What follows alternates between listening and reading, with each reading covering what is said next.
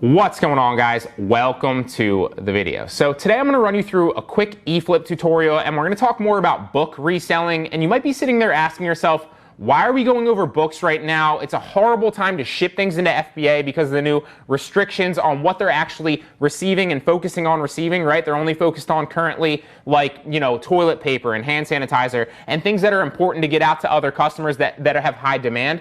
So it is, while there are restrictions on FBA currently, books are one of the things that you can fulfill FBM super cheap, right? Because media mail costs anywhere from like $250 to like $380, so it's super cheap to ship a book out from your actual house via the post office, okay? Super cheap to fulfill. You don't have to ship them into FBA. And on top of that, remember guys, the FBA restrictions are only temporary so that they can get back on top of shipping out the important stuff, and then they'll focus on receiving everything in again, okay? Make no mistake, it's only temporary. It might last a couple weeks to maybe a month or two max. On top of that, books are also a great opportunity to buy into right now. Why am I telling you that? Because I've been sourcing them the past couple days and seeing personally that a lot of the books that already have great margins on them seem to have increased margins on them because a lot of FBM sellers seem to be freaking out, right? They're just tanking prices, and it ends up being like a race to the bottom pricing because they're trying to sell off excess inventory or any inventory at all and just get a little bit of profit because everybody's freaking out.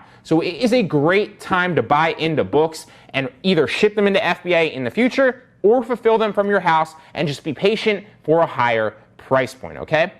Also keep in mind that I'm not sure exactly when the next textbook season comes, but obviously when students go back to school, that's coming in I think 2 to 3 months, so I'd have to look into that. But it is a great opportunity currently to buy into books for all those reasons, so I highly recommend that you watch the tutorial today. You don't have to scale it up to buying like thousands and thousands of dollars worth of books. Buy a couple, you will see that it works for you. It's just like investing in the stock market or into real estate. You're buying into textbooks that are super cheap, that have a value that are all the way up here. It's a great opportunity. So with that being said, let's hop into my computer and I'll show you a tutorial.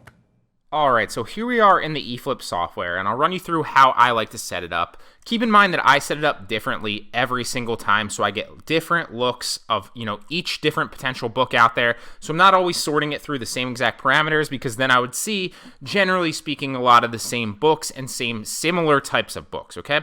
So I like to kind of mix and match. I'll kind of explain my thought process as we go through this. But if you want other different ideas on why I set it up differently and different ways that you can do it, there is an entire playlist on this channel. I'll be sure to drop that in the description at the bottom below. I think there's like 4 or 5 tutorials already, so this might be like the 5th or 6th. So there's plenty of content on how to learn eFlip. You can learn it in like 15 minutes through this tutorial. If you want to master it, watch them all, okay?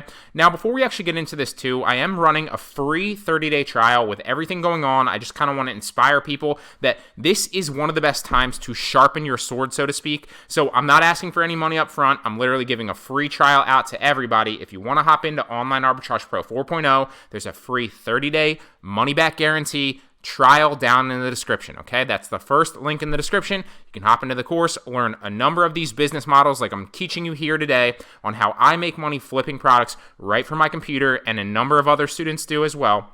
And you can learn it risk-free for 30 days. If you like it, stay in the course. If you don't, just cancel within 30 days at no cost to you, okay? So here we are on the eFlip software, and the first thing I like to do, I'm going to go right to left over here, and then we're going to click search, and it's going to spit us out results down here. Now, I love this because there's a great opportunity with eFlip to really find good book outliers that are opportunities for you to buy from one marketplace and ship into Amazon FBA, or in this specific aspect, when we're filming this right now during the coronavirus, just fulfill FBM. The same goes, obviously, typically speaking, you can get the buy box at a higher price point with FBA, although not much changes in the FBM process. I had a lot of students in my course basically say, can you make a video on, how to approach FBM selling versus FBA? And really, there's not much difference, okay? I'll just set my specific shipping settings in the back end of Seller Central to be free shipping. So I set up a professional shipping template through my professional seller account, right? So you need to be professional.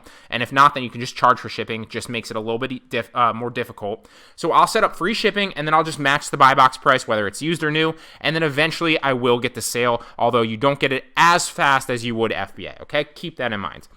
Now, there's two ways to basically make money here on eFlip, and I'm going to run you through examples of both of those. So the first, all you really need to know is you buy a used book on Amazon, or sorry, not a used book. You buy a merchant-fulfilled book on Amazon, and then you usually ship it into FBA because you're going to get the buy box at a higher price point, okay?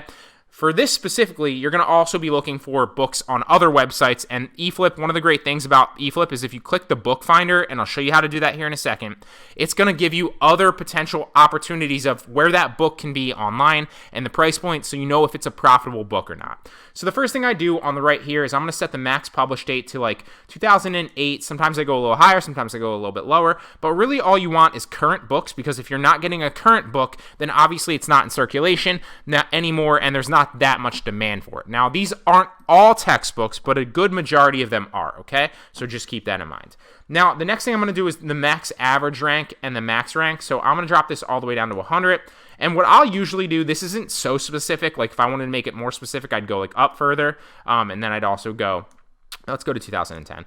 And I'd also go like down further if I wanted to make this more specific, and I'd kind of make this more specific as I go. And then if there weren't enough, books right here, that book leads, so to speak, or maybe I checked into all of them, then what I would do is I'd slowly broaden it out, right? Maybe I'd go to like 120 or like, 2008 or 2006, right? Or et cetera, with all the parameters. So go very specific first and then broaden out. You're going to find better books. It's going to save you a lot of time. And then you can always go a little bit broader, okay? So I don't really ever change the max new used offer. Sometimes I do, but rarely. Max trade-in value, you just want something here. So whether you want to go like 50 cents, $1, $2, obviously the higher you go here, the more specific you're going to be, right? So that same thing here with the max publish date, right? You want relevant books, because if there's a trade-in value for the book, then obviously someone somewhere is still using that potential book, and there's a trade-in value, right? This obviously has to do with textbooks. So if you're getting textbooks, you want to keep this with something here in the value on minimum, because you don't want something that has $0 trade-in value, because then clearly it's probably out of circulation and no courses are using it anymore. So no students will have a demand for it, okay? Now, max Amazon price, max use price, all these right here.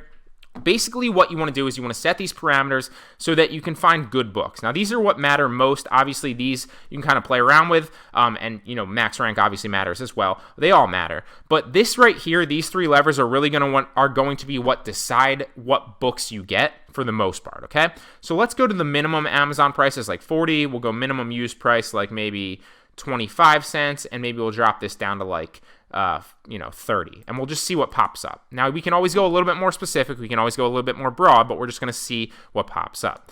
So it doesn't look like anything's coming up right here, so let's drop this down a little bit, let's drop this higher, and we'll go to like 30, and also drop this to 1. Now, I'd play around with this and stay a little bit more specific, but just for the sake of showing you different potential books, I want to kind of, just get some results to show you how I'd source them. So finally, it popped up with a bunch of different books. Now, I'm going to start sourcing these just to kind of show you how I would approach different potential books and how I'd find good outliers. Although, keep in mind that because it's shot out, once I change that to like, I put this up to 40, I dropped this to 1 cent, I dropped these to 30 and 30, and I dropped this to $1 just to kind of show you how it'd spit out book leads and what they might look like. If you scroll all the way down, you can obviously manipulate this for certain rows, right?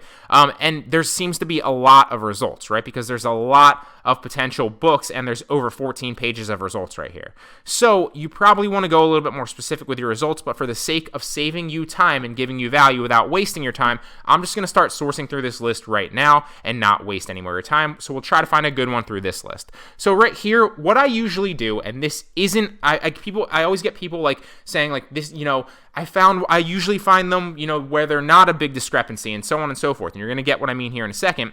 But this is just an indicator, okay? This is a potential indicator to tell you what's a good find, right?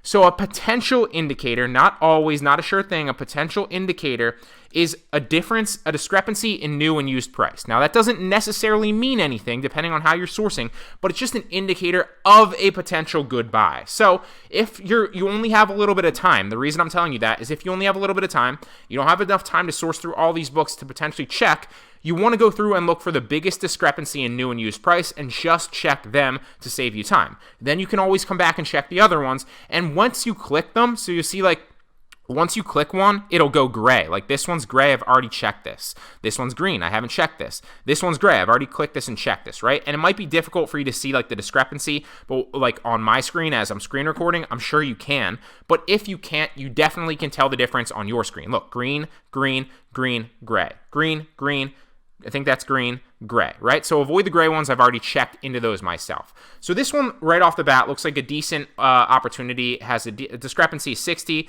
The used price is $12. So I'm going to click open tab on the link. And I'm also going to click this down and click bookfinder, okay?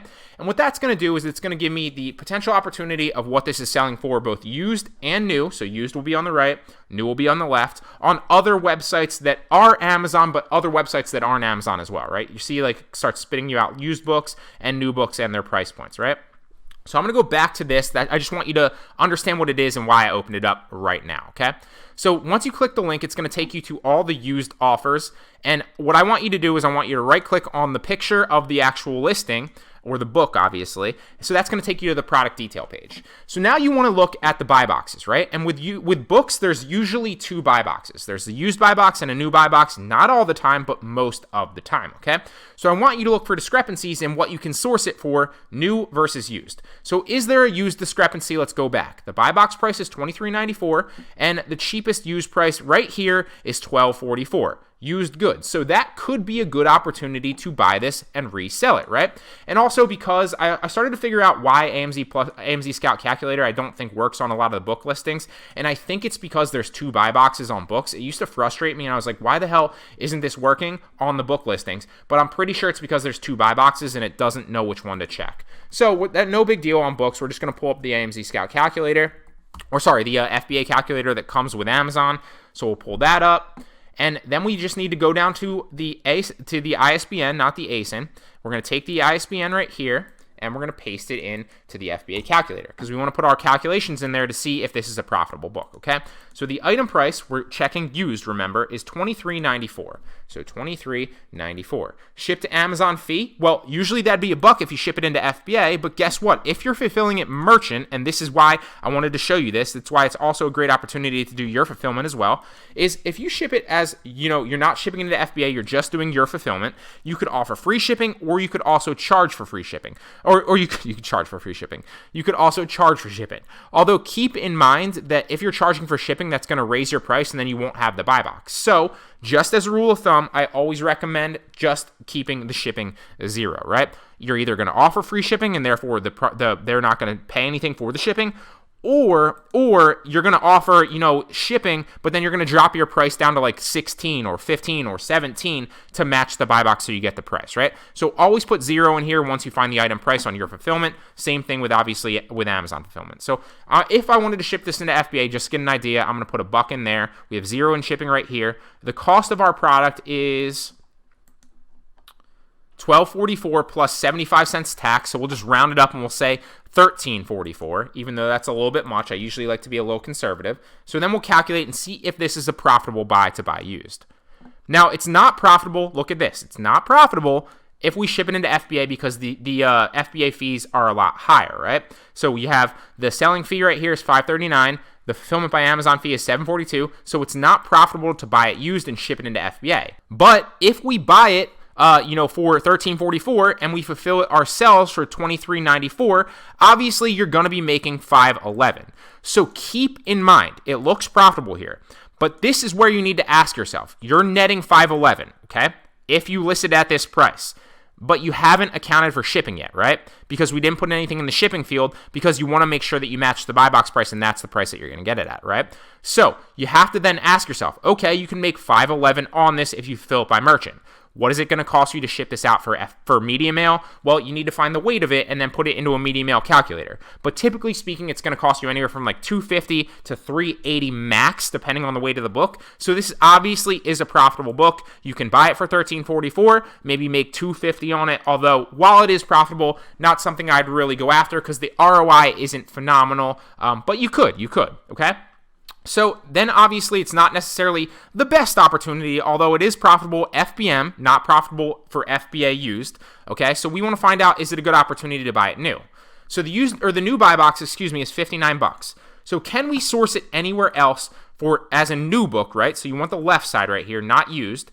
You want to find, can you source it anywhere else? And it does also look like they're selling a used book on Prentice right here for $9.06 if you wanted to check into that. That obviously might give you a little bit of margin right there, because if you put it like $9.06 and assume that there was free shipping, then you might be a little bit more profitable at $9.49, and then boom, if you ship it out medium mail for like $2.50, then you just netted like $7. So not a bad one if you're going to buy this one, but I'd look into that a little bit more, okay? So let's try to find the new one, right? So the new buy box is $59, right? You can source it for $24 on eBay. So we need to find out A, if that's profitable, and B, is it the same exact book, okay? One of the things that you need to worry about right here when you're sourcing new books from other websites that aren't Amazon is make sure that it's the same book. Sometimes you'll see international editions, and sometimes you'll see instructor editions.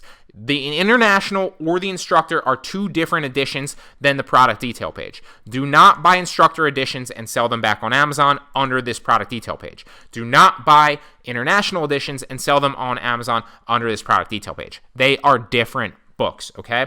Different variations, not the same. Don't do it. So you need to find out, A, is this profitable to source it from here, and B, is it in an international edition or an instructor edition, and if it's not, then we can obviously potentially buy it, right? And assuming that it's profitable. So on eBay right here, we need to see, is this an international edition? And they have actual pictures of this, so that's a good one, although that's a terrible picture. It doesn't look like it's an instructor edition off the first glance. I'd obviously, if I was about to buy this, I'd probably spend a minute and like read through this to make sure that there wasn't any instructor edition. It does say student edition right there. So student edition on the bottom right there. So it is student edition right here. It looks like they're selling it for $14. But if you add it to the cart, then obviously you're paying $5.45 shipping. So that's $19.45 that you're going to be paying for this. So then let's come back and we'll go $59. I said $19.45 is the cost of our product. So we put $19.45 in there. And we go $59 right here. We assume it's going to cost us $1 to ship it into Amazon. Let's calculate whether it's profitable if we fulfill it ourselves, and if it's profitable to ship it into FBA eventually as well. So boom, that's a profitable book right there. You buy it right here on eBay for $14, right? It is the student edition. You can literally see that right there. It says student edition. And then obviously, usually if you don't have the book right there as well, you also kind of want to go through and see, this doesn't look new though. That doesn't look like a new book. I'm obviously showing you, so I'm not like going through the normal checklist in my mind. This actually is not a good buy because this person has this brand new. That's not a brand new book. So, you know, maybe I'd make a lowball offer on them to see if I can fulfill it, fulfill it as a used book. So maybe I make them like an offer of like $6 on this with free shipping or something like that, or even lower, and be like, hey, that's not a new book. And maybe they accept it, maybe they don't. But that's obviously a sketchy seller. I wouldn't do that. They have a good rating, which is weird, but that's clearly not a new book, okay? So avoid that. Obviously, you want to check into that. But one of the things that people always ask me too is like, can you get IP claims? Can you get in trouble for selling a used book on Amazon and as a new book, right? And the answer is twofold. Yes, you can, and no, you can't. So if you buy a used book, so if this said used right here, you bought a used book, you sourced it, and you knew it was used when you sourced it, right? And you listed it on Amazon as new, and you had no proof that you bought a new book of that version and before you listed it, then you could get in trouble, okay, on Amazon. But if you buy a book that has a listing of brand new and then you sell it, and then they ask you if you have proof or whatever, then obviously you have proof, because I'd have the invoice / the online receipt literally saying that I sourced this exact book in this exact condition, brand new, okay?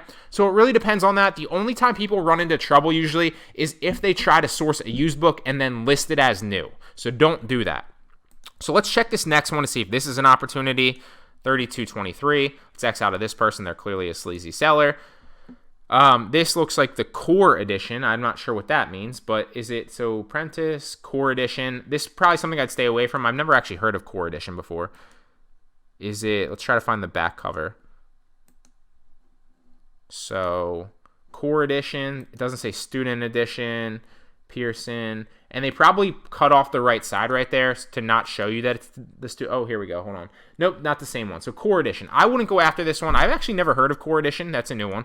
So avoid instructor editions, avoid international editions, and apparently avoid core editions as well. Unless this is a good one, somebody let me know in the comments, but I would just avoid that because there are going to be other product opportunities that you can buy, okay?